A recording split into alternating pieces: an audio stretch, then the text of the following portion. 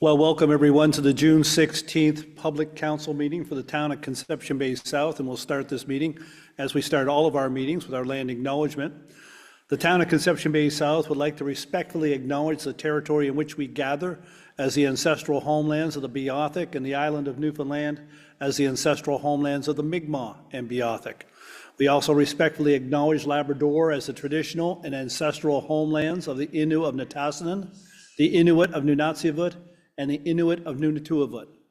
We strive for respectful partnerships with all the peoples of this province as we search for collective healing and true reconciliation and honor this beautiful land together. Okay, next up we have adoption of the meeting agenda for tonight, and that's going to be moved by Councillor Tilley, seconded by Councillor Hardy. All in favor? Contrary minded?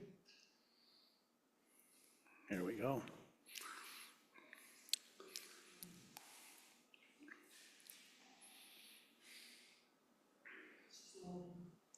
It's waiting for a vote.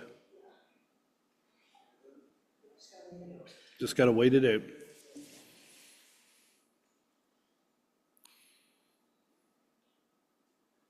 There we go. All right. The machine is now in progress. Adoption of the meeting minutes from the last public meeting of May 19th. They'll be moved by Councillor Clooney and seconded by Deputy Mayor Goss. All in favor? Contrary minded? And that is carried. Next up, we have visitors, presentations, and petitions. And tonight we start with proclamations. And the first proclamation is a Recreation Month, and that is Councillor Rex Hillier. Thank you, Your Worship. Proclamation Recreation Month. Whereas the community of Conception Bay South recognizes that recreation enhances quality of life, active living, and lifelong learning, helps people to live happier and longer, develops creativity, and builds healthy bodies and positive lifestyles.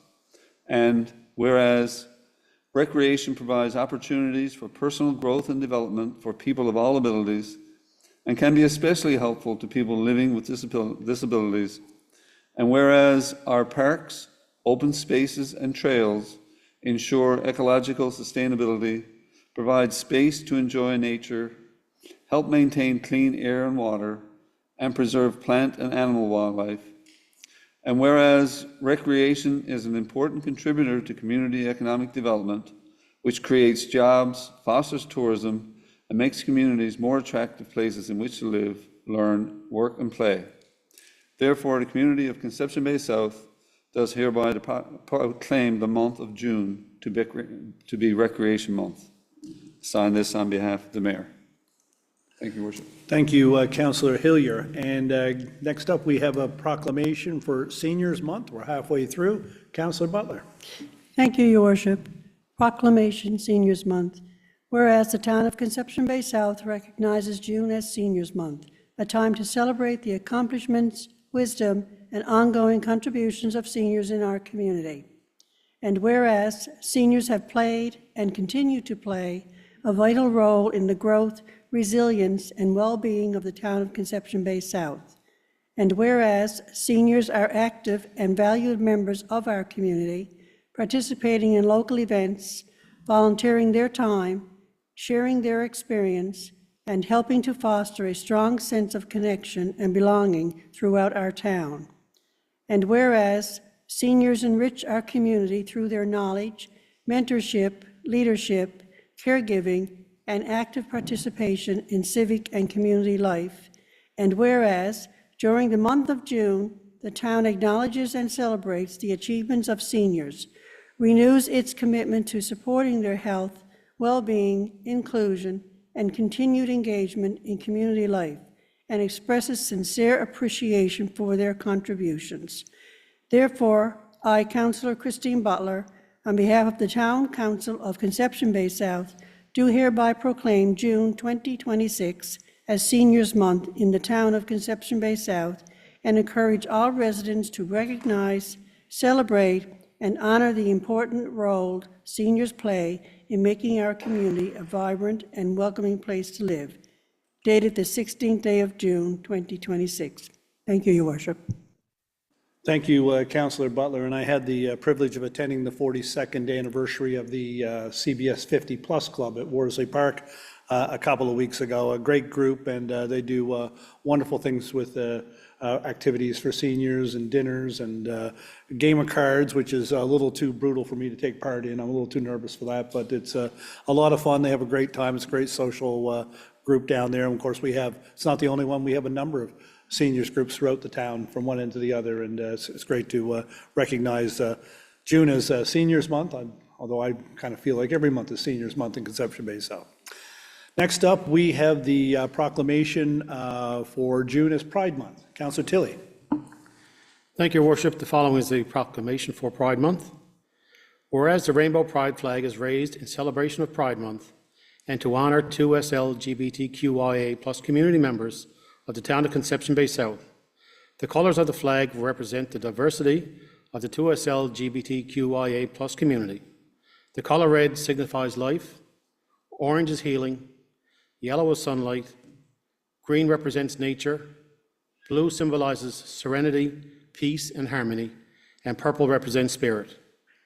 And whereas June is Pride Month, to recognise and commemorate the Stonewall Uprising in June 1969 in New York City, which sparked a social movement for human rights of lesbian and gay people. And whereas during Pride Month, the world's 2SL LGBTQIA+ communities come together to celebrate sexual diversity and the freedom to be themselves, to overcome prejudice and be accepted for who they are. And whereas Pride Month is a movement to protest discrimination and violence, to promote dignity, equal rights, self-affirmation, and a way of increasing awareness of the issues the 2SL LGBTQIA+ people face. And whereas Pride Month raises awareness and understanding of the 2SL LGBTQIA+ community while promoting equity, inclusivity, and greater acceptance of diversity.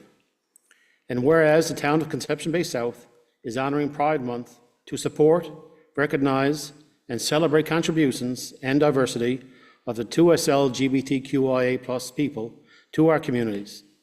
And therefore I, Gerard Tilley, Councillor for the town of Conception Bay South, do hereby proclaim the month of June to be Pride Month in the town of Conception Bay South and encourage residents to commit to continuing awareness, inclusion, and acceptance for all members of our community, regardless of gender identity, race, age, or beliefs. Thank you, Councillor Tilley. And of course, the town of Conception Bay South will be flying the Pride flag this month, and I see the Pride flag proudly displayed at a number of schools throughout the community as well this month. And I believe we have an event, is it this Saturday or this Sunday? This Saturday is our This Pride Saturday, Walk. yeah. So we have our Pride in the Park, so I believe we have a walk is starting at 1 o'clock here at the Town Hall and proceeding to the Community Park where we have a little celebration. Good, excellent. Okay, next up, Councillor Tilley, I believe you have a couple of reports to table this evening.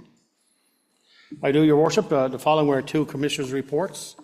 One is regarding Development Regulations Amendment number 63, 2025. That's regarding a zoning amendment for 1621, 1633 Conception Bay Highway. And the second one is a report of a CBS Municipal Plan Amendment number 41 and CBS Development Regulations Amendment number 64.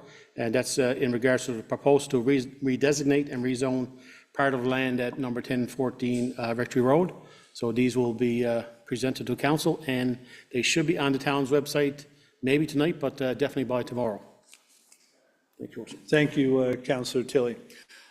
Next up, we have a presentation, and it's a special presentation this evening, and of course it's timely as we head into our first summer after the wildfire summer of 2025, the unfortunate wildfire season. And of course, our friends in Conception Bay North, many places were devastated over there last year, and we were seriously threatened on both ends of Conception Bay South.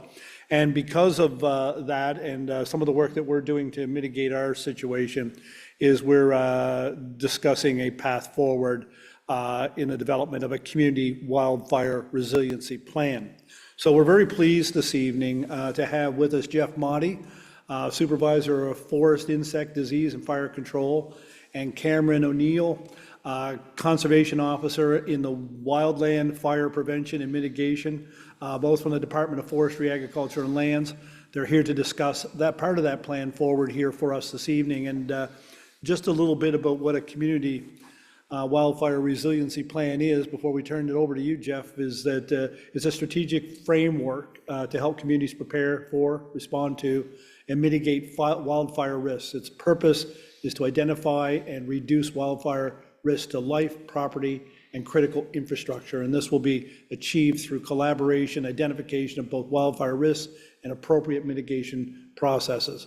The plan will be developed collaboratively with local stakeholders, will support coordination among agencies during the wildfire incidents, and will be aligned with the 7 Fire Smart disciplines that Jeff and Cameron are here to discuss this evening as part of their presentation. So I won't go on any further. Jeff, Monty, I'm going to turn it over to you and let you start the process. And I understand that during your presentation, if anybody from council has a question or would like to ask you something, that's fine, or we can wait till it's over and ask questions at that time. So Jeff, I'll turn it over to you. You're good to go. No, that's perfectly fine. I want to facilitate a two-way discussion here. So if at any point in time you feel like you have a question, just identify it and we'll just talk this through as a group. But yes, thank you very much, Mayor Bent, for introducing us and the topic that's so important to both Cameron and I. So we're going to start with Community Wildfire Resiliency Plan, a path forward that we've kind of developed for many communities and pilot communities in Newfoundland and Labrador. So I guess what we'll cover wildfire context in Newfoundland and Labrador. We'll cover some partnerships, what a community wildfire resiliency plan would entail or is, the purpose of the pilot project that we just recently ran, and how we can use that to apply to communities like the community of CBS, the town of CBS, and of course a foundation for path forward for your community and what that might look like. So if you look at wildfire risk in Newfoundland and Labrador, this is what we faced last summer. That map that's up on the right-hand side on the screen, it really set the stage for what we entered last summer. We had drought levels in Newfoundland and Labrador like we've probably never seen before. So climate change is increasing wildfire frequency and intensity. It's creating elevated wildfire potential across Newfoundland and Labrador. And the need for proactive planning is now. Labrador faces higher risk due to large fires, due to over-mature black spruce stands and abnormally dry conditions in recent years. So they also are subject to a lot of lightning strikes. So their fires can grow quite large quickly. If you have a look at this table here, this just shows our statistics since 2020. In 2025, we had a banner year, but we also had banner years in 2022 and 2024. So that's three very busy fire seasons for us in Newfoundland and Labrador. So when we're not busy here at home, we're helping away as well. So in 2021, our fire staff helped out across Ontario and much of Western Canada. In 2023, which was the worst fire season in the history of Canada, we were all over Western Canada helping out when we weren't quite as busy at home. So we benefit from helping out across Canada, and then when we help out across Canada, they come help us like they did last season. So the tail of the tape for the 2025 wildfire season in Newfoundland and Labrador was an unprecedented fire season and community impact despite the below average area burn. So our communities were impacted by wildfires. So a total of 243 wildfires. Pardon the typo on the screen, is 243, more than double our historical average of 118. Area burn was 18,486 hectares compared to your long-term average of 22,993. But the impact, there was 236 structures destroyed, and as you're quite familiar with, we had evacuations in this area. We had 6,500 people evacuated. That represented approximately 3,200 households. We had the military here in the province last year. We had more aircraft here on a daily basis than you can fathom. So we had 6 major project fires, including several some burning concurrently. We had the costliest of which was the Kingston Fire in Conception Bay North, resulting in $70 million in insured property losses. And so that's where we were and where we to today. So what you see here today, this is actually a snapshot of a wildfire operations dashboard. So we've got 2 active wildfires in the province today, and you can see that the fire weather is elevated in your area today. So you have a high fire danger risk in this vicinity here today. We've currently got 2 active wildfires this season, and one is on the island in central Newfoundland, and one is in western Labrador. And in terms of where we are to date, so we've got 57 wildfires burned and extinguished, of which 2 are active today. So when you compare those numbers to last year, we're down a little bit. We're down 53%. And I would attest that's a lot to do with the work that we've been doing with communities and the impact that last year's fire season had upon us. So communities recognize the fact that, we need to do more. So that's what I'm happy to talk to you about here today. So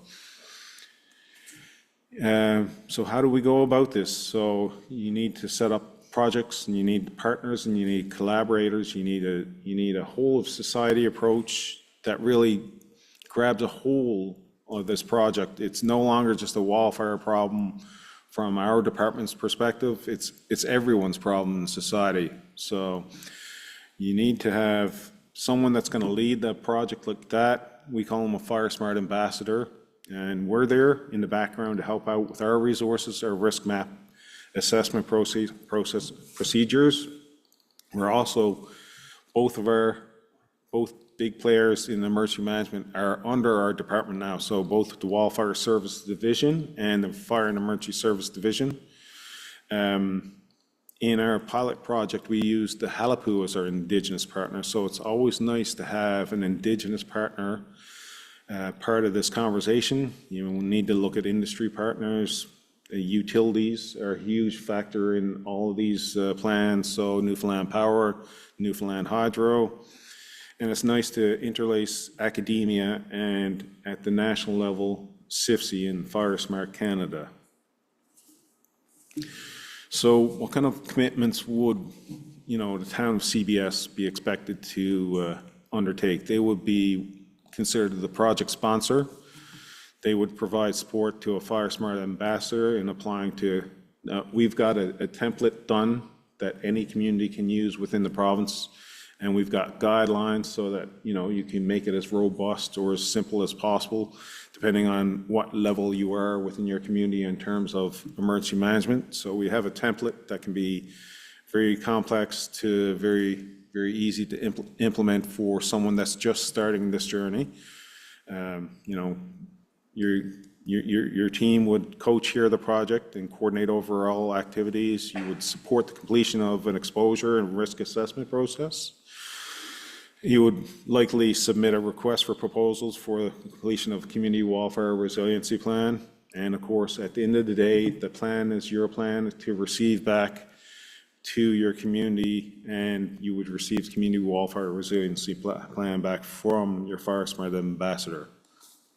So these are the kind of things that a Fire Smart ambassador might do. So they would lead the project in collaboration with local governments. So I want to really focus in on that word collaboration, because it's really important that everyone's involved in the piece. So you need to start the conversation before the process, during the process, and after the process. Collaboration is key in these activities. So that's a way that you get a lot of community buy-in. You lead the project and community engagement activities. Fire Smart ambassador would co-chair the project team, coordinate overall activities. They would participate in exposure and risk assessment process. They would be responsible for delivering the final CWRP to the project sponsor. They would ensure alignment with local policies and regulations, oversee the implement and monitoring of updates of the CWRP back to this council here that we're talking to here today. So We, as the Wildfire Service Division, will be contributing in the development, drafting, and implementation of the CWRP. We will provide technical data and mapping services. We would help coordinate the exposure and risk assessment process, just as we did for the community of Corner Brook and other communities as well. We would participate in community engagement sessions. We would ensure alignment with provincial policies, regulations, and plans. Emergency Service Division partners in this because it's not meant to replace an emergency services plan. It's meant to supplement. It's meant to be in addition to your plan. It's meant to be something that you do proactively before you get in an emergency. So once an emergency occurs, it's not an emergency plan. This is how to help save you from an emergency. So they would assist you with emergency management training and exercises. They would oversee involvement of the Provincial Emergency Operations Center, assist with the integration of the Community Wildfire Resiliency Plan with their emergency plan, as I just had mentioned. Indigenous partners, they would provide Indigenous knowledge and perspectives on land stewardship and cultural values. They would ensure traditional knowledge and cultural considerations are reflected in your CWRP. They would support engagement activities by connecting with Indigenous members and partners. They would participate in drafting the plan to integrate Indigenous perspectives. And as an industry partner, if you have the forest industry here, they could share harvest and silviculture plans relevant to the Community Wildfire Resiliency Plan. They can also participate in community engagement and consultation activities. Utilities will play a big factor in this plan because you've got some major critical infrastructure in your planning area. So provide information, infrastructure knowledge and perspectives on utility rights of ways and critical infrastructure within the planning area. They would support the completion of the exposure and risk assessment process, and they would participate in the drafting of a plan to integrate utilities perspectives. Academia would participate in community engagement. They would provide academic and technical support related to forest-related activities. They would support data collection and analysis related to the risk exposure assessment process and offer student and faculty engagement opportunities such as applied research and training.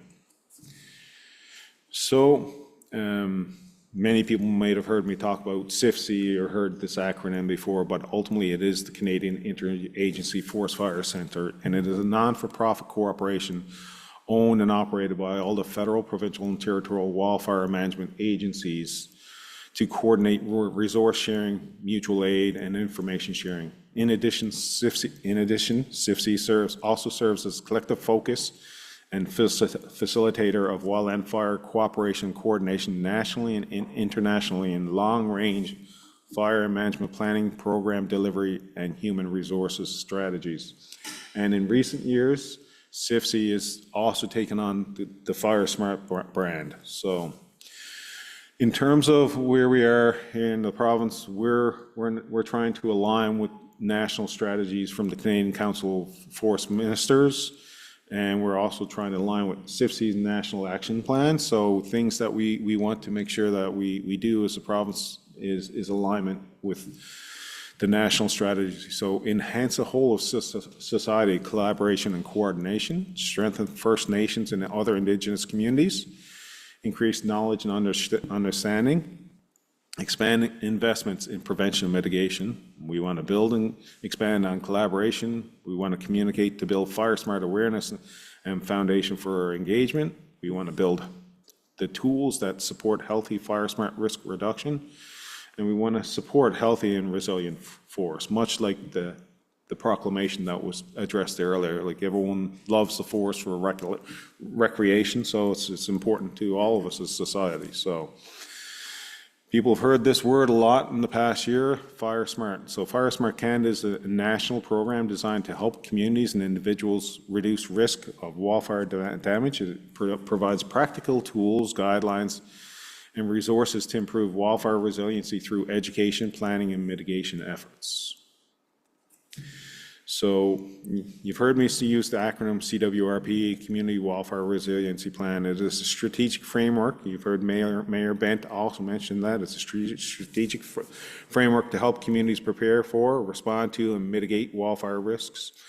It is developed collaboratively with local stakeholders. It supports coordination amongst agencies during wildfire incidents, and it's aligned with the 7 Fire Smart disciplines as outlined below. So education, emergency management, emergency planning, vegetation management, legislation development, and interagency cooperation, and of course, cross-training between agencies.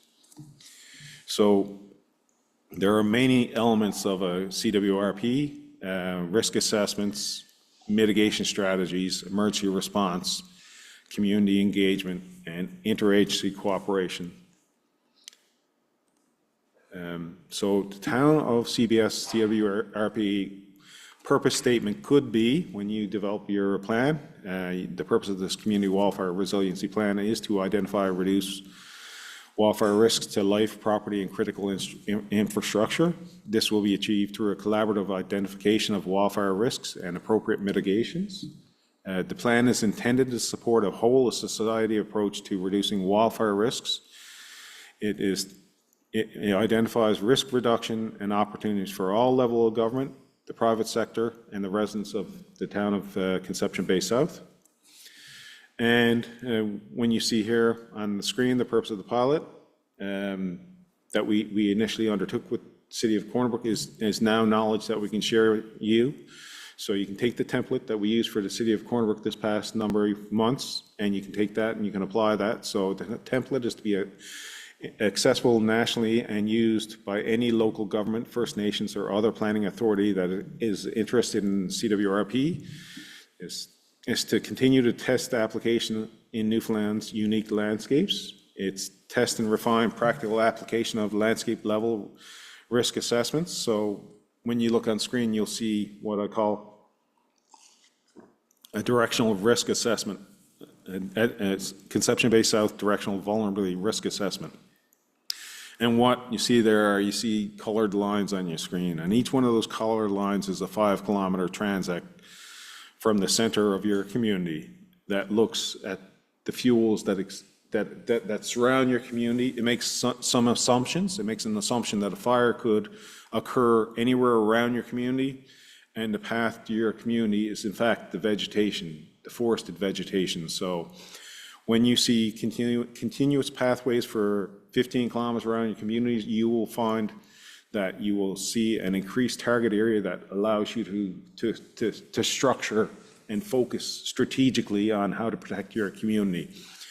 So on screen, we've got one of the models. This is a short-range ember transport model that looks at embers can be transported for 100 meters. And it really says, well, these are some of the areas that you may want to focus on do another analysis on your critical infrastructure within that area, and it's a tool that your emergency management team can use. And this here is another version of that model that's really meant to focus on ember transport of 500 meters or half-kilometer or greater. So when I was actually, in fact, in the town of Fort McMurray, I was walking along the river, and some of the embers that transported across that river went, I would say 500 meters. So on your worst day, this is a reflective model. So so you can take an average day versus a more what we call a red flag fire day. These models are meant to be tools to be used by your community. So the plan assesses wildfire risk and proposes mitigations within the municipality boundary of the town of Conception Bay South.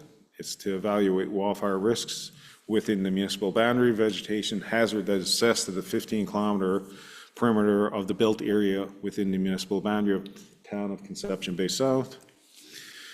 It's got a timeline that, in our first time we did it, it was lengthened 9-10 months, but you can shorten that up definitely. And, if you had a proposed start date with monthly and bi-weekly meetings, and your proposed start date is June 16th, you can definitely get this project done by the end of winter.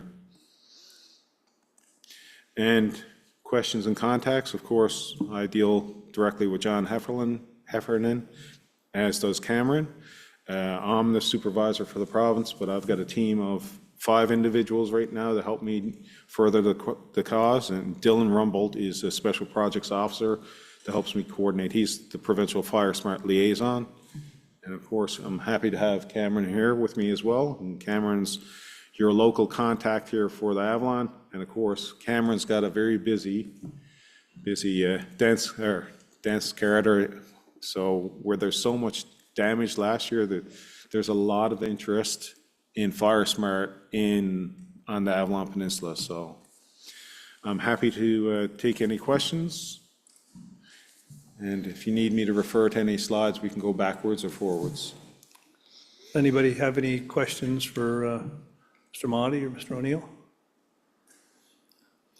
I just want to, well, I'll start. We received part of the grant from the provincial government for the mitigation plan this year. I think it was $35,000 to help with that. And of course, as a council, through our budget last fall, we invested a fair bit of money into new equipment and new clothing and so forth, because municipal firefighters, as you know, are structural firefighters, not wildfire firefighters. And but you spoke about that, about cross-training and so forth, and there's some things that our guys are doing now, our men and women of the fire department are doing now to ensure that they have a better understanding of what's going to be expected of them in case there is another threat again this year. What is your thoughts on the training and the cross-training and so forth? Are we seeing lots of that happening now in the province? Other fire departments doing it as well, and other communities getting involved in that to try to mitigate the issue for their own community? Yeah, there's been a big push on training this year for sure. I know our department's been busy, both from the wildfire side and the fire and emergency services side. Fire and emergency services have put out this ground training course, and I do know that members from your fire department were there, and they took the trainer course, and John and I were talking as he toured me around your fire department today, and I was really impressed with your fire department today, and he talked to me about the bunker gear that you had bought for your fire departments and the trucks that you have coming. So you guys are a very proactive community. It's very nice to see. And he talked to me about your upcoming training events. And I know Dylan's interacted with your community, I think maybe on four events. Is it Dylan? Cameron, sorry. Cameron's interacted with your community. So I'm seeing a lot of it. So provincially, I speak about a lot of numbers from that perspective. I mean, last year we were successful. We ran out of the Community Wildfire Mitigation and Prevention Program. We were successful in awarding 58 communities with funding. On a national level, FireSmart, we support FireSmart to help also fund additional awards. There was 112 communities this year that got Community Wildfire Preparedness Day awards. Like 5 years ago, that number might have been at best 15. So like the benchmarks that we've achieved through communities that are engaged and the conversations that have been having this past year is really pleasing to see. One of the things that we saw last year with forestry especially, and with volunteer groups and so forth, is building fire breaks, especially in the Paddy's Pond area and so forth. But I suppose there's an ongoing responsibility to maintain the breaks if you're building them, that they don't remain as breaks forever. They vegetate and they change over time and so forth. So is that something that's part of the education program, that we've got to always be mindful that whatever you do today may not be still as good in 2, 3, 5 years' time down the road? Yeah, I mean, maintaining fuel breaks is just one technique. I mean, we've been working with communities, we've been working with residents to ensure that everyone knows that we all have a shared responsibility when it comes to wildfire prevention and management. We've been working with homeowners to manage from the home outwards. So fuel breaks is just one technique, but you do raise a good point there, because there's different ways you can set up fuel breaks. I mean, you could set up a fuel break in a manner that you could set it up, have it become a piece of critical infrastructure within your community. Maybe it becomes a cross-country ski and nature park. Maybe you have cross-country tree. You could have more than a fuel break within a fuel break. So, I mean, you can take a fuel break down to mineral soil and try and maintain it that way. That's one strategy, or you could reforest it in another manner that we've been also doing with the province. We've been collecting natural seed from hardwood trees, and we've been pushing out the door hardwood trees more so than softwood trees now. So we still do maintain the commercial forest, but we are growing more species that are what we would call fire smart resilient species. So, and there's lots to learn there with residents, and there's already lots of documentation on that, so. And of course, we're surrounded by vegetation, and I know in your language, that's fuel. And the other side, we have the bay, which has caused us problems in extreme weather situations as well. So we're kind of surrounded by it here. So, you know, we're forced into action, of course, to be as diligent as possible with our fire department, Chief Heffernan and his group, and of course, council is very mindful of all of that. Is there anything that you would say, you know, aside from the generalization of what you presented here today, that you would be hoping that most communities would be at a certain point, at a certain time? You know, because last year, it became, you know, clear that, you know, that we need to do more organized, more collaborative work among communities, agencies, and so forth to get ourselves in a better position than just being, my gosh, look, there's a wildfire, I've never seen one of them in 20 years. Well, that doesn't help put the fire out. You need to know, right? So is there something that you would think that we could do that would push us further down the road a little quicker, maybe? No, I think right off the bat, the biggest thing is if you can invest in the community wildfire resiliency plan, then you can do some of the easy projects right off the bat. So you can do public education, you can do training events, you can do training with your fire department. We've got Cameron here, not Dylan. My apologies before, who's put out here as provincial resource that can help work within your community to identify fire smart ambassadors. Like, you can help transition your communities from the Community Wildfire Preparedness Day Award, which is a great initiative with Fire Smart Canada, and try and work to establish neighborhoods that are within your communities that can aspire to a neighborhood recognition program. And the neighborhood recognition program is when you identify a group of like-minded individuals and you establish someone as a chair for that neighborhood, and you come up with a little bit of project management team, you reach out to Fire Smart Canada and the team, and they can leverage, in the first year, they can leverage up to $1,000 if they become into that program. So you can make the jump from the Community Wildfire Preparedness Day program to the Neighborhood Recognition Program that shows progress. And of course, you know, as you get further down this path, there's things that you can do within your planning area around managing vegetation. So you start working outwards, but really encourage residents to understand that they have a shared responsibility when it comes to wildfire preparation. And you know, there's really easy things that they can do as homeowners. When I look back to last year and some of the data, homes that had the lawns mowed survived versus other homes that didn't have their lawns mowed. So, you know, work with the team, and you can identify these easy projects that take a little bit of elbow grease and not a lot of money. Don't put your firewood piles next to your home. Clean out your gutters, you know. Yeah. Clean up your property in general, and you know, as just little things. They were talking about the cedar bark that people use. Don't leave that piled up against your house. Yeah, and so take forth that out of your community purchasing plan and buy rocks instead. There you go. Yeah. Well, yeah, I guess every one of us has a responsibility and can also be a contributor to protect our own communities. And it's great that you point that out. I guess it's not a community watch program, it's a community fire watch program in some respects. Will be, you know, pay further dividends down the road. Does anybody else have any questions yeah, go ahead, Melissa Hardy. Thank you, Mayor. Just one, I guess, comment.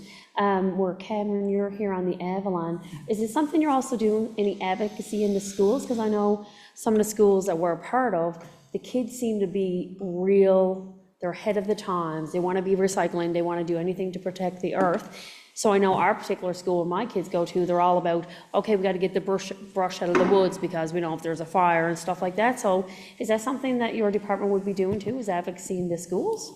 Yeah, absolutely. And with FireSmart, there's this big kid campaign, like we have Ember the Fox mascot and all this. So I know a couple schools already have done community cleanups where we would be a part and attend that, and we'll have our mascots and stuff like that. So it is absolutely. If you know of any schools, tell them to reach out for sure. Yeah. Anyone else? Okay. Well, Jeff, thank you very much. Cameron, thank you very much for coming in and presenting today. And as you know, and I know you've met with our fire chief, John Heffernan, you know it's top of mind here in Conception Bay South. And of course, what we saw last year, we had, I don't know how many thousand of people under evacuation watch in our town, and right next to us, evacuated people on both ends of the towns, east and west. And of course, and you mentioned about fires, once they start, control is an issue, and we saw the one in the west end. I think it started in Holyrood, and it jumped, 1,000 meters, it just jumped through the air over a number of houses and landed in Seal Cove and started up again. So it's a real danger, it's a real concern, and we need everybody thinking about it. So thank you very much, your folks, and all of you, all your workers at Forestry did yeoman service for us last year. We greatly appreciate it, and we're happy to have you set up at our school last summer. We hope we don't ever have to have you back at our school this summer or any other summer, but we're very pleased to know that you're there, and we're very pleased to know that the province is supporting you, and from the air and from the ground, as well as the communities that are part of this fire smart. So thank you very much for coming. We appreciate that. I'll pass on your message. Thank you, Mayor Bent. Okay, thank you, gentlemen. All right, let's get into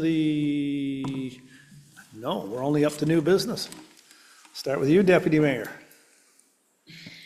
I'm going to keep it brief. I just want to make mention, this being Pride Month, and Councillor Tilley already touched on it. Last Friday, myself and Councillor Clooney were there for the Pride flag raising. So there, as you come into our town, the Pride flag is flying and will be for the rest of the month. And I just wanted to just give the details. So Saturday, as Councillor Tilley already touched on, Saturday is our Pride Walk, Saturday, June 20th, from 1 o'clock to 2:30. We will leave from here at the Town Hall at 1 o'clock, and we'll leave here, and we will walk to the community park, the Conception Bay South Community Park, 20 Bishops Road. And there's going to be some fun activities, photo backdrop, cupcakes, special guests, entertainment. So come out and walk with us, and come have some fun in the park as we celebrate Pride Month here in Conception Bay South. That's it for me. Thank you. Thank you, Deputy Mayor. Councillor Tilley.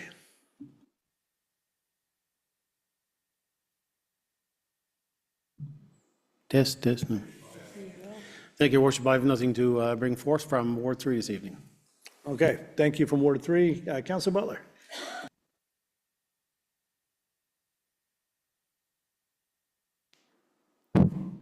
Testing. There we go. Okay, I did have a couple of things this evening, but I think I'm just going to limit it to one that I think I need to speak a little bit on, and that's the sudden passing of Shirley Miller. Shirley and I were friends, but only friends through the Special Olympics, and that's when I began to find out how much work that this wonderful lady did for the town of CBS and beyond when it comes to Special O and the CBS Bright Stars. Sadly, Shirley passed away very suddenly on, I don't remember the date actually, the date. It was very sudden, and I was very shocked at the time, so I'm a little bit sad here this evening because I stopped into the funeral home yesterday and had a fine chat with the family, friends, coaches, parents, everybody who was surrounded by Shirley in all her dealings with the Special Olympics. One coach said to me, he said, Shirley was the foundation of the Special Olympics in Conception Bay South. And I know she's left a foundation that's built really strong, and that everybody around her will continue to do what she started. Not only was Shirley involved with Special O, but before that, she was the owner and operator of Active Time Preschool and Daycare in Fowler's Road, which ran for 40 years and probably one of the earliest daycares and preschools in CBS, I would say. So she continued when she retired from that, and she continued on with the Special Olympics, which we now know of here and is well, well known by many people. When I was chatting to people yesterday, the only thing I can think of every time I think of Shirley, and I know it's not really about Shirley, that was more about Heather, her daughter, but all I can think about is Sweet Caroline, and that's all I think about now when I'm thinking of Shirley. And my condolences to her husband, her 2 daughters, and extended families, and she'll be watching everybody, and I'm sure that everybody will keep it going. Thanks, Shirley, for all you've done. Thank you, Councillor Butler. Councillor Hillier. Yes, Your Worship. Several weeks ago, I had the opportunity to attend the Lions Club Junior High Speak Off as a questioner. And if you're not sure what a questioner is, after each person spoke, it was my responsibility to ask a follow-up question to each of them to see how they responded on their feet. We had 6 speakers from Villanova and from Frank Roberts, obviously junior high students. And it was based on the way these young people spoke.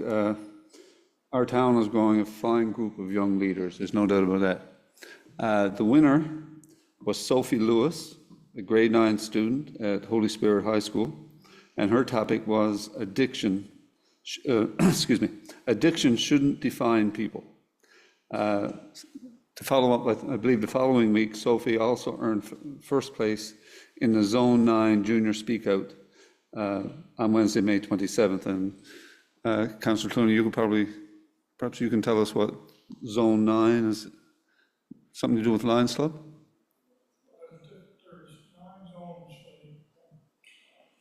There's 9 zones in the Lions Club for the whole province. I think we're Zone 4 here around CBS, and different sections have different zones, right? So that's why. So you usually get people from each zone. Right, thank you. So Sophie won the local one and Zone 9, and certainly congratulations to Sophie and all the 6 participants. And a big thank you to the Lions Club for yet another successful event, one of many they run off here in our town. Thank you very much. Yes, it's a great event they do every year. We appreciate that from the Lions Club. We'll go to Councillor Hardy next. Thank you, Your Worship. A couple of things to bring forward this evening. From a Ward 4 perspective, I am continuing to work with some residents on some big developments that'll be happening up in the west end of town. So certainly working with the planning department and the developers and some of the residents. Myself and Councillor Clooney actually did a walk around some of the property too, just to get perspectives of some of the people in the area. So working through those. Also, Seal Cove Bridge is still on target for its completion date in the coming months. Lots of progress being done. The town's page on our social media pages, we're also posting pictures so residents can get an understanding and appreciation of the work that is being done. But reminder to also be very cognizant, there are people in the area working, so watch your speed when you're in the area. Now over to some of our recreation now. It's kids are getting ready to get out of school, so after school what happens? Soiree. So we got lots of events coming up. So some of our events. New additions to the Calgary Soiree lineup include discounted Ocean Quest boat tours, which is nice, a fairy tale Disney party featuring Beauty and the Beast. I think that was going to go over really well. We do have a lot of kids in the community that love dressing up to the princesses. The Glow Walk at Manuel's River. Spirit NL Shift Happens. Dinner show coming up. Trucks, Tractors, and Things that go at CBS Arena. And a comedy show featuring John Sheenan and Sean Burton. Last time we had a comedy show here, it was a big hit at, I think we were at the Legion then on Legion Road. So comedy does really well on CBS. Manuel's River New Summer Camp. Staff have developed 2 week-long camps designed to provide unique recreational and educational experiences and opportunities for you. So stay tuned to our town's website. Online registration will happen either later this week or early next week. So certainly follow our website for that. Camp Inspire, August 10th to the 14th, and Camp Expedition, August 24th to the 28th. So Manuel's River camps in the past have certainly been a big hit, so I know there'll be another big hit. And we also have 2 new programs that's going to be happening at Manuel's River. A drop-in play group. Children ages 5 and under can join us at Manuel's River for a drop-in play group from 10:30 to 12:30 starting this Friday, June 19th, and it's free for the months of June to July.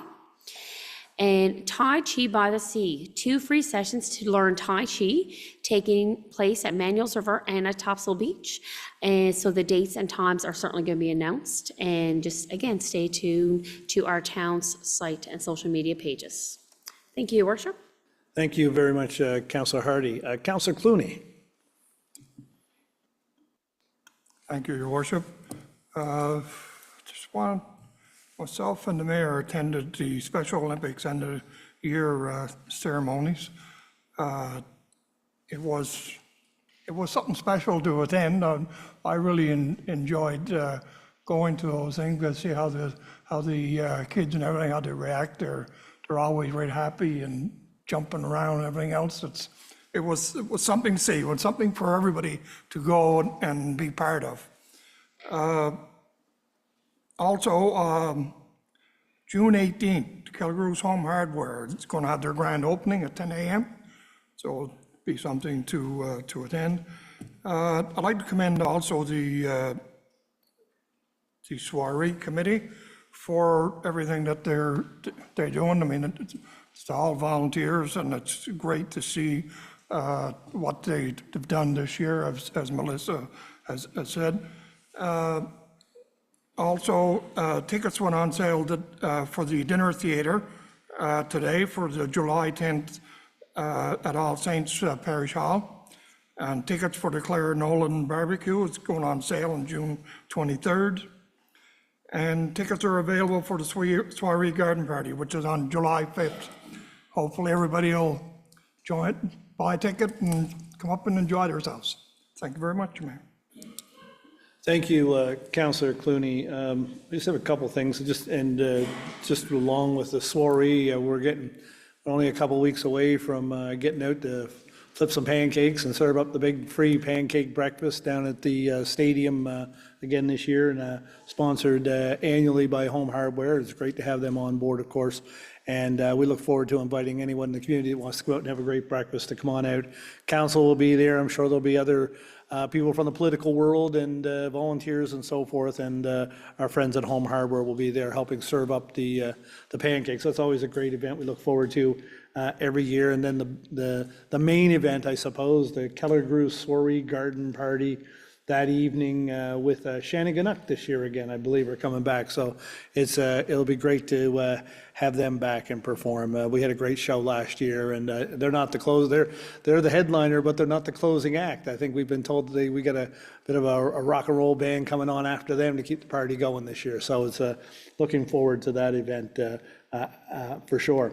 But even before then, we have July 1st, and of course, July 1st is a double, I guess, event day here in Newfoundland and Labrador, and here in our town of Conception Bay South at 11 o'clock in the morning. The Legion will hold the ceremony, the Memorial Day ceremony at the Monument of Honor here at Town Hall, of course, in memory of Beaumont Hamel and the efforts in World War I by the Royal Newfoundland Regiment, and they'll honor them. And then, of course, later in the afternoon, we will be at Nugent's Park for our Canada Day celebrations, and then we'll finish the day off with fireworks. So July 1st is, the kind of kick off the summer with Canada Day events, and then into the soiree right on the 4th. So it's going to be a fun-packed week, and I think we're going from the 4th right to the 10th or 11th. I think we got events this year at the soiree, so lots going on those days for sure. Just wanted to touch on, I know Councillor Butler touched on it, and Councillor Clooney as well, but I attended with Councillor Clooney on Saturday evening to the Special Olympics Awards banquet, and it's always an incredible time, and I just have to tip my hat to the volunteers. Special Olympics here at CBS has all the people that come out and make sure that these programs are running as well as they are, and there's many different programs, and the parents and everybody that supports them and are there week after week after week, making sure that the Special Olympics program is running as good as any program anywhere. And, of course, this year, they were missing one of their, most integral volunteers. And when, of course, Shirley Miller wasn't there this year. And when I spoke to some of the coaches yesterday at the funeral home at the wake, they said that it was a fantastic event Saturday evening with the awards and everything. The athletes had a wonderful time, but he said it was, as good as it was a very tough day for a lot of folks there. And of course, for Shirley's husband, Fraser, was there. It was a tough day for him, and it was a tough day for their family, of course. But, surrounded by all of that, to see some of the things that Shirley contributed to and made sure worked so well for so many in the community, I think was highlighted by the joy we saw Saturday night, and that will carry on long down the road, I know. And the coaches told me is that one of the things that they're, learning as they start to think about it is finding all the things that Shirley did that not everybody was aware she did, and how it's going to be difficult to find the people to fill the space that is there, that all the things that she did, and the wonderful person that she was and contributor. And and I was very pleased to see her daughter Heather got a special award on Saturday evening, and I'm sure that was very comforting and special for her as well. And I just want to note to the athletes that received Athletes of the Year for the organization. Sean Baker, if any of you know Sean's great at ball and bowling and a few other things, and he has a great time wherever he goes, and he's a fierce competitor, loves to be part of the organization, and just puts his soul into everything he does with them. And Olivia Osmond, and she was the female athlete of the year. And if you remember last year, she was the member of our Special Olympics group here that competed at the Canada Games in St. John's in track, and she was the athlete of the year for the group this year. So it was a fantastic evening, but there was a bit of a cloud over it. But I'm sure that all that Shirley's done will be picked up by all those that were around her and around those athletes to keep things going in the most positive way. It's such a great organization. It's such a joy to be with them at whatever they're doing. It's just, they have so much fun, and they put everything into it, and they don't leave anything on the table. They go right after it and have the best time possible. So anyways, congratulations to the Special Olympics group in CBS. Okay. I think it's time to get to the people's business, and we're going to start with Deputy Mayor Goss. Lead us off into finance and administration. Thank you, Your Worship. So just 3 items here this evening. The first one is the multi-year Capital Works Program 2027 to 2031.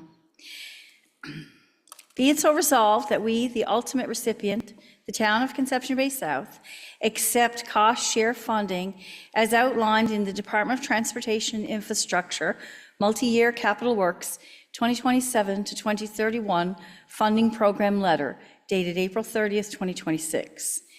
The town will enter into a funding agreement with the Department of Transportation Infrastructure to complete selected projects with a maximum provincial cost share portion of $6,333,948. So moved. Do we have a seconder? We do. Councillor Tilley. Discussion? So this is the new multi-year Capital Works program. Last one expired, and the new government has developed a new program. And after many years of conversations with government, they have devised a plan or a formula. We never ever knew really. We had a set amount of money, but really nothing attached to why we had that money. No matter how much we grew as a community, our funding didn't grow. So this one is population-based, which is great to see because it's a community like Conception Bay South, with the growth that we've experienced over the last number of years. Our funding should grow. This funding is very important for us to do our municipal work, our water and sewer work, our different projects throughout the community. And so we're signing that agreement now and entering into this for the 4-year program. Any other discussion? I just want to note, as the deputy mayor said, that the multi-year capital works funding is the funding that has primarily been our water and sewer installations in the town, has primarily been our road upgrades, the bigger road upgrades that we've seen throughout the community over the past number of years. And through that program, we have installed millions of dollars of water and sewer throughout the town, working on that long list, unfortunate long list of the priority list for water and sewer, and we followed the list.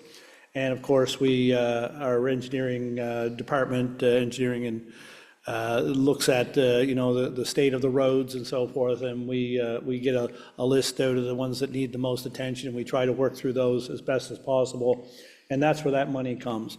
And for years upon years upon years, we were getting less money than municipalities with with less population and less infrastructure, even by half of us. And it never made any sense. And we made representation, I know during my time, to the most recent government, I know before my time, to other governments. And finally, they have come up with a plan to revitalize the program. It's not absolutely perfect, because there are things that we're still working with government to try to change, to get some timeframes in so that we can get more done in 2027. It's a new program, so we'll work through that with them and hopefully get some adjustments to some of it. But the funding structure is the first half of the funding structure that we need. The first half is a recognition that we have more infrastructure, we are a bigger community that needs help in line with other municipalities, and we are now number 2 to St. John's, which is our rightful place in that program. The second thing that we'll be working with the province on is the amount of the funding. Because I think, and in early discussions, it's recognized that even the level of the funding is still based on old dollars.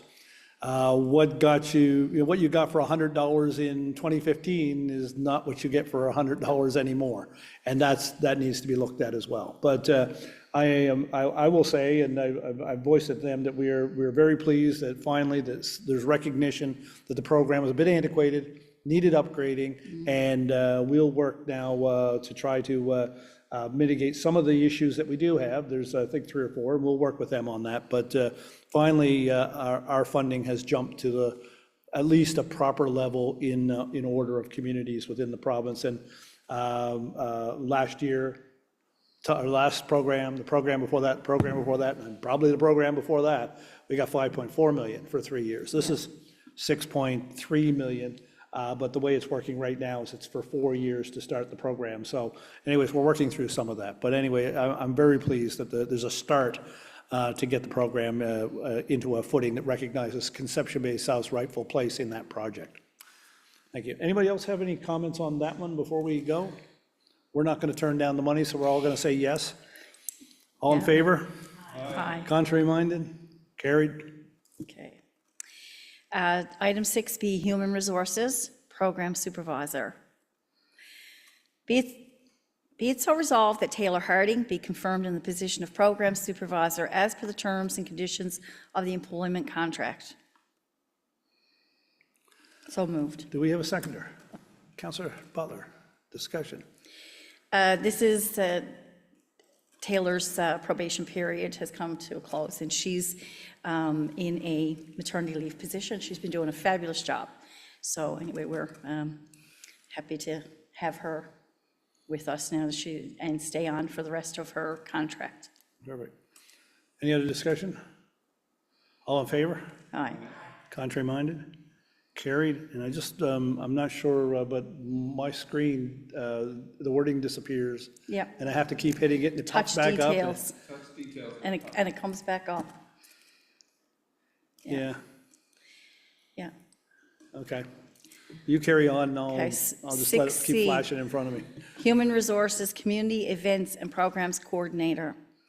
Be it so resolved that Megan Lambert be confirmed in the position of Community Events and Programs Coordinator as per the terms and conditions of the employment contract. We have a So seconder? moved. Councillor Clooney, discussion? Again, Megan is in a position, well, this is a new position that we brought on the last budget, and this, with the town taking over Manuel's River, this position is very much linked to the programs and events at Manuel's River. So Megan is through her probationary period, and now she'll be a permanent employee here with the town of Conception Bay. So congratulations to Megan. Okay, any other discussion? All in favor? Contrary minded? That is carried. And that's everything for finance and admin. Thank you. Thank you, Deputy Mayor. And we're moving right along to engineering and public works, and Councillor Hardy, lead the way. Thank you, Your Worship. 7A, Policy Amendment, Water Conservation Policy. Be it so resolved that a policy 016, water conservation, be adopted as presented. So moved. Do we have a seconder? Councillor Hillier. Discussion? Yes, Your Worship. So the City of St. John's and the Regional Water Authority has amended their water conservation policies. So since we are a user of the regional services, it's a good time now for the town to update and align our water conservation policy as well. So we're going to be looking at it from a staged approach, stages 1 through 5, which gives the town more opportunity to respond more clearly and effectively during periods of high demand, dry weather conditions, any pressures on the system, supply issues.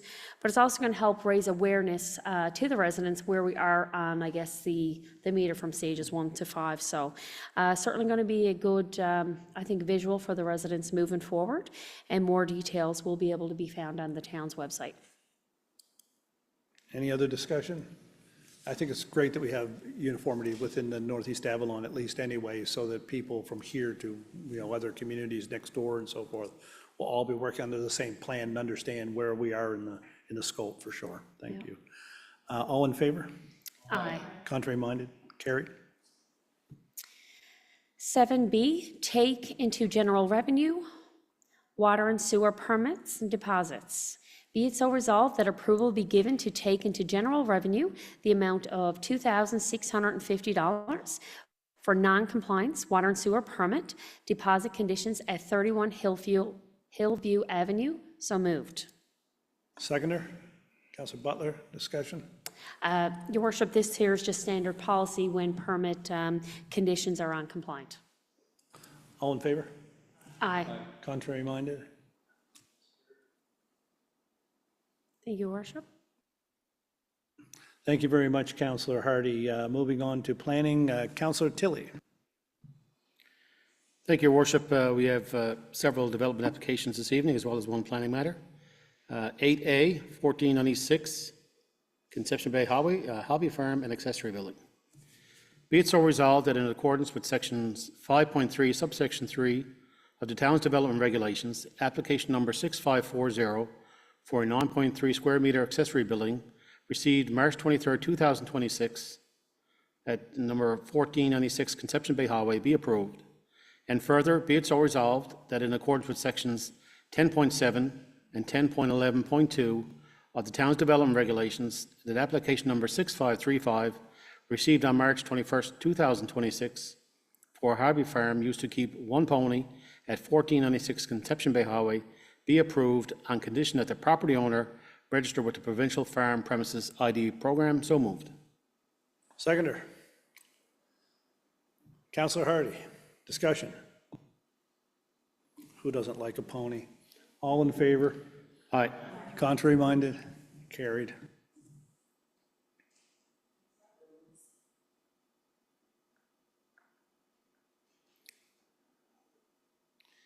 Item 8B, 39 Rachel Drive, accessory building.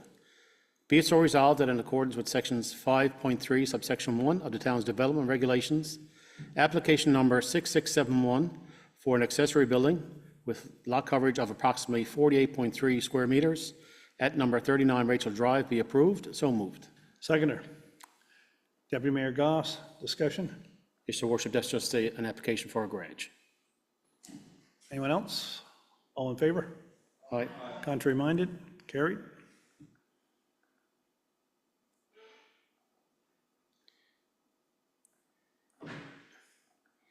8C, 4648 Henry Place, an accessory building. Be it so resolved that in accordance with sections 5.3 subsection 3B of the town's development regulations, application number 6704 for an accessory building with lot coverage of approximately 15.6 square meters at 4648 Henry Place be approved. So moved. Seconder? Counselor Butler? Discussion? Yes, Your Worship, looks like there's going to be an application for a she shed. So I'll be looking forward. I'd like to see that when it gets all done. Any other, a she shed's different than a man cave. Yeah. Yeah, there's a couple in my family, she sheds. All in favor? Aye. Contrary minded? Carried.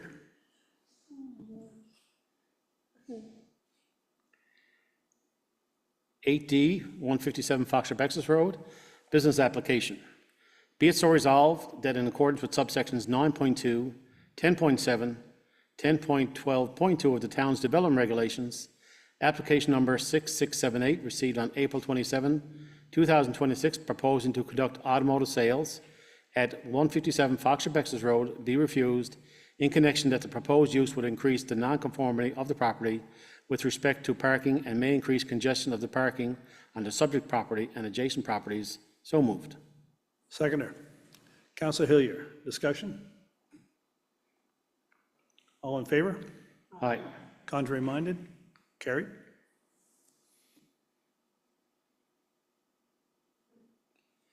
And just one planning matter, Your Worship. It's regarding a proposed amendment for building height in the regional centre zone. Be it so resolved that in accordance with sections 14 of the Urban and Rural Planning Act 2000, the town undertake public and stakeholder consultation with respect to a proposed amendment to the regional centre zone to increase the maximum building height permitted from 15 meters to 20 meters. So moved. Seconder? Counselor Hardy? Discussion? Yes, Your Worship, as you recall, we had the same type of stakeholder consultation last year when we made the decision to go with the dome for the lifestyle center. And of course, as the public is aware, that we've changed from the dome structure to the actual steel structure again. So of course, the amendment last year was specific to a dome. So we got to make the same, we have the same stakeholder consultation with regards to this building this year. Any other discussion? And of course, this is specific to the Gateway. Correct. It's not townwide. No, the regional center zone, which is basically Gateway. All in favor? Aye. Contrary minded? Carried. And that's it from the planning world. Okay, thank you very much, Councillor Tilley. Moving on to procurement, and we have Councillor Clooney.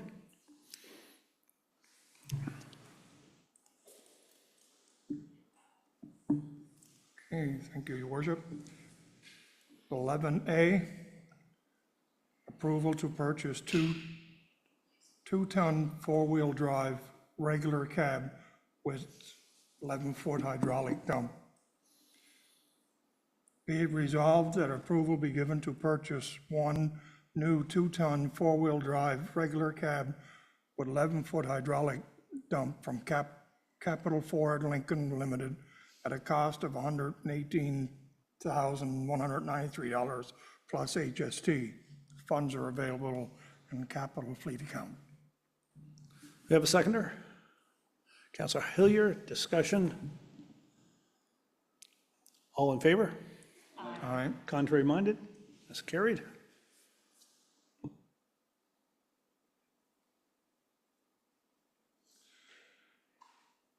B, tender 2602, approval to purchase three 3/4-ton crew cab 2x4 trucks. Be it resolved that approval is given to purchase three 3/4-ton crew cab 2x4 pickup trucks from Hickman Motors Limited at a cost of $197,556 plus HST. Funds available on the capital fleet account. So moved. We have a seconder. Councillor Butler, discussion? All in favor? Aye. Contrary minded? That is carried.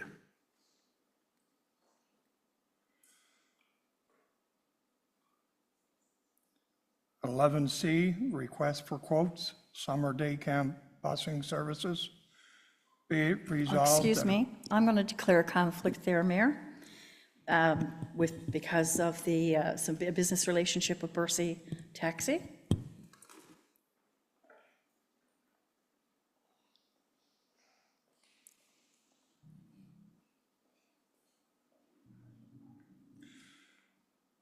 Be it resolved that approval is given to award summer day camp busing services to Bercy's Taxi Incorporated for the amount of $28,400 plus HST. Funds are available in transportation account. So moved. We have a seconder? Counselor Hillier, discussion? All in favor? Aye. Contrary minded? And that is carried.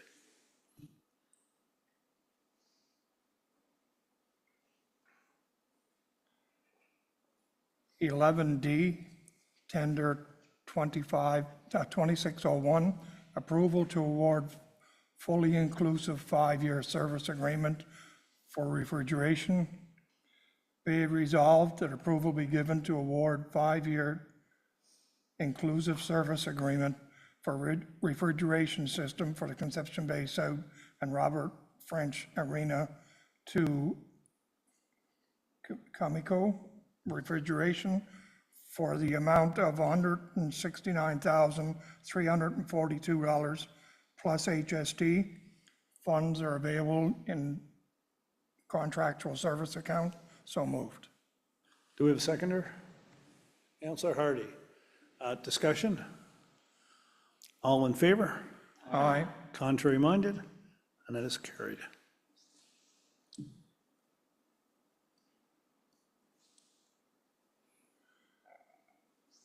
E, request for quotes, repairs for fire pumper 1. Be it resolved that approval be given to purchase parts for the repair of pumper 1 from Safety Source Fire in the amount of $21,553.30, tax included. Funds are available in the appropriate account. And further, be it resolved that approval be given to engage the field mechanic to conduct the repair of pumper 1 in the amount of $4,312.50, tax included. Funds are available in the below account. So moved. Do we have a seconder? Counselor Butler. Discussion? All in favor? Aye. Contrary minded? Carried.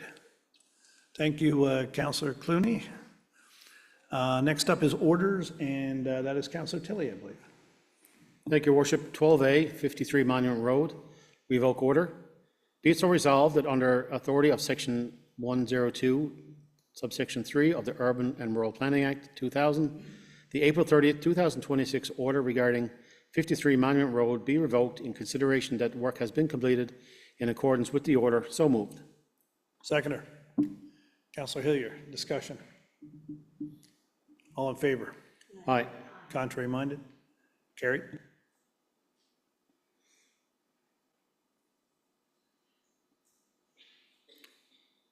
B, number 16 Comerford Road, revoke order. Be it so resolved that under authority of Section 102, subsection 3 of the Urban and Rural Planning Act 2000, the September 11, 2017 order regarding 16 Comerford Road be revoked in consideration that the work has been completed in accordance with said order. So moved. Do we have a seconder? Counselor Butler, discussion. Just a note on these, we do these because if we publicly put an order in place, we have to publicly rescind the order. And we like rescinding them because that means the work has been done, and that was the whole purpose of the order in the first place. So, you know, it's good to see that the work is being done when it needs to be. Any other discussion? All in favor? Aye. Contrary minded? Carried. Item 12C, 2638 Topsail Road. I have declared a conflict of interest in that one, as I have a family relative who lives next door to this address, and under the town's local service district act, I have to declare a conflict of interest. And Councilor Butler will be reading that order.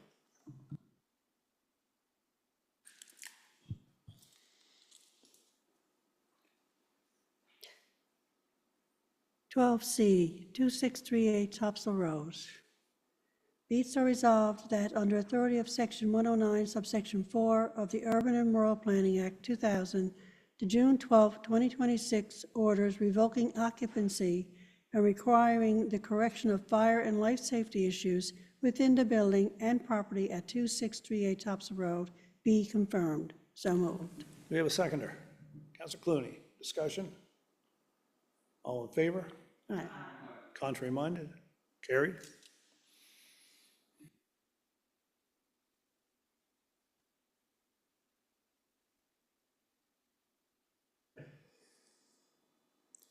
And finally, 12D, number 222 Minerals Road.